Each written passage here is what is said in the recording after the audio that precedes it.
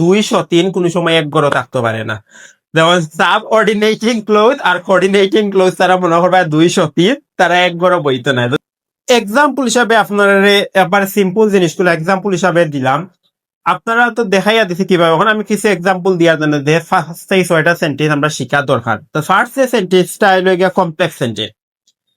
ধর আমি একটা সিম্পল সেন্টেন্স আছি, দ্য টাইম হিলস এভরিথিং। এর বাংলা কিতা জানেননি? Time heals, heals HEALS, heals everything. আমরা কই না সময় সবকিছু ঠিক করি দে, এটার বাংলায় লোক ওটা টাইম হিলস এভরিথিং, মানে সময়ের সাথে সাথে সব, হিলস মানে নিরামক আর কি, যেটা দ্বারা ঠিক হয়ে যায়। আমরা টাইম হিলস এভরিথিং, এটা হলো সিম্পল সেন্টেন্স, মানে সময়ের সাথে সাথে সবকিছু ঠিক হইব। আর কই না সময়ে দেখবে এমনিও ঠিক হয়ে যাইব, মানে সময়ের সাথে সাথে সবকিছু ঠিক হইব। তো আমরা লাইফে সমস্যা দাও সময়ের সাথে সাথে ঠিক হয়ে যাবো। ওটা ইংলিশ আমরা সিম্পল করতে পারি টাইম হিলস এভরিথিং। মানে এটা হলো একবারে সিম্পল সেন্টেন্স। অন অফটারে আমি কমপ্লেক্স বানাইতাম, ও যে সেন্টেন্সটা ওটা নিজের বুদ্ধিতে নিজের মতো করে কমপ্লেক্স বানাইতাম। কমপ্লেক্স বানাইতে হলে জন্য আমরা জানি যে একটা দো বা অল দো কমপ্লেক্স সেন্টেন্স রেডি করা যায়। আনটিল আছে, টিল আছে, আনলেস আছে, সিন্স আছে, অনেক ওয়ার্ড আছে। আমি আপনারা আপাতত সিম্পল ভাবে শিখেন অল দো দ্বারা কিলা রেডি করা যায়।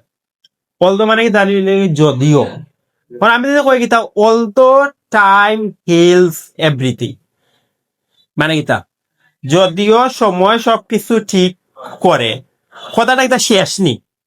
এটা আমি ফেলা কইতাম না, এটা একটা ইনকমপ্লিট সেন্টেন্স থাকে, এটা ইনকমপ্লিট সেন্টেন্স। দেখলাম although time heals everything, I cannot keep my patience sometimes. মানে আমি জানি, এটা আরো সুন্দরভাবে although I know time heals everything, যদিও আমি জানি টাইমে সবকিছু ঠিক করে, সময়ের সাথে সবকিছু ঠিক হয়ে যাইব, I cannot keep my patience. না, অলদো হইল সাব অর্ডিনেটিং ক্লোজ আর বার্ট হইল কি coordinating clause. Subordinating clause আর কোঅর্ডিনেটিং ক্লোজ কোন সময় এক সেন্টেন্স হয় না।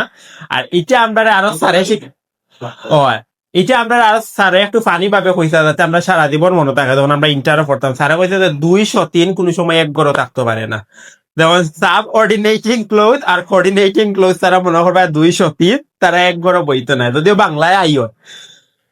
ঠিক আছে, তো আমার কমপ্লেক্স সেন্টেন্সটা তখন আমি সিম্পল সেন্টেন্স হলাম দ্য টাইম হিলস এভরিথিং। ওটার আমি কমপ্লেক্স বানাইলাম অলদো টাইম হিলস এভরিথিং, বা although I know time heals everything, I cannot keep my patience. Patience মানে এটা ধৈর্য। এর বাংলাটা পুরা সামটাইমস, মাঝে মাঝে।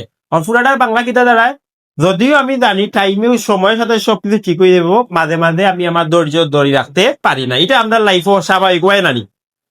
তো ওই লেগে একটা কমপ্লেক্স সেন্টেন্স, ধরুন ওইগুলো সিম্পল সেন্টেন্সে টাইম হিলস এভরিথিং এ আমি আমার মতো করে দুইটা সেন্টেন্সে জোড়া লাগাইয়া ওরে কমপ্লেক্স বানাইলাম।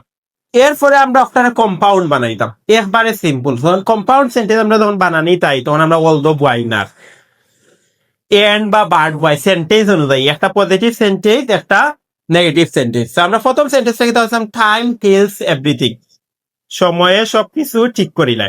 আমরা দেখলাম কি কম্পাউন্ড সেন্টেন্স দেখলাম time heals everything, comma but I বাদলাম but I cannot keep my patience sometimes. তো সেম বাংলাটা একই দাঁড়াইলো, টাইম হিলস এভরিথিং সময়ে সবকিছু ঠিক করে দে, কিন্তু মাঝে মাঝে আমি আমার ধৈর্য রাখতে পারি না, মানে আমার হাতে লাগে ফটফরি হয়ে যাইতো সবকিছু, আমি যা তাইয়া তা তো এটা ওই হলো আপনার কম্পাউন্ড সেন্টেন্স। যার ডিফারেন্সটা কোন জায়গাতে আইলো, সেম সেন্টেন্সের প্যাটার্নটা রইলো, মিনিংটা সেম রইলো, জাস্ট আমি ওদের অলদো দিয়ে কমপ্লেক্স সেন্টেন্স করলাম, আর এই জায়গা although coordinating close for although এটারে তুলিয়া আমি মাঝে আনি বারটা বইলাম। বুঝছেন এটা? এখন এর পরের সেন্টেন্স আইলে কম্পারেটিভ সেন্টেন্স, ওখান আমি ও সেম সেন্টেন্সে আমি তুলনা করবো। দেখবা আমি কম্পারেটিভ সেন্টেন্সে লেখলাম কি the time is more powerful than anything.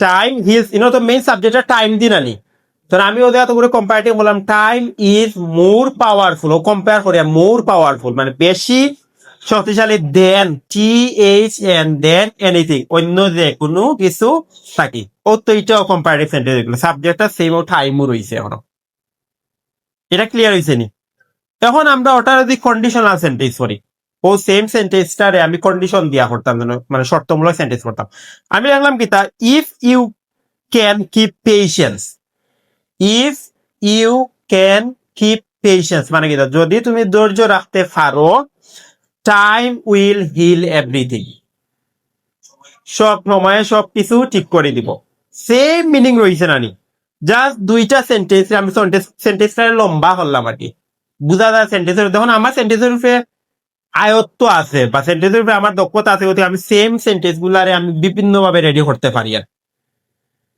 এরপরে যদি আমি একটা কিতাব প্যাসিভ পড়াও সেম সেন্টেন্সে আমরা আগে লেখছিলাম কিতাব টাইম হিলস এভরিথিং এটার হয় অ্যাক্টিভ সেন্টেন্স অনেক এভরিথিং মানে সব কিছুরে কিতা করে সময়ে ই করিল্লাই ওখানে আমরা কিতা করতাম তিনটা ওয়ার্ড পাই দিই টাইম হিলস এভরিথিং আমরা অবজেক্ট কথা এভরিথিং ইজ হিলড ও হিলর পাস্ট পার্টিসিপল টেন্স হলে কি হিলড বাই টাইম আমি যেভাবে সিম্পল ভাবে যে 7টা সেন্টেন্স পেলাম প্রথমে হলে কমপ্লেক্স সেন্টেন্স গুরুত্বপূর্ণ তারপরে হলে গিয়া কম্পাউন্ড সেন্টেন্স তারপরে হলে গিয়ে আপনার কম্পারেটিভ সেন্টেন্স তারপরে কন্ডিশনাল সেন্টেন্স 4টা সি মানে 4টা সি জাতীয় সেন্টেন্স তারপরে আগে আপনার সুপারলেটিভ সেন্টেন্স এরপরে আগে আপনার প্যাসিভ সেন্টেন্স টোটাল কটা হয় complex compound comparative conditional superlative passive 6টা সেন্টেন্স জাস্ট আপনি 6টা সেন্টেন্সের উপরে ফোকাস করেন আপনাদের এটা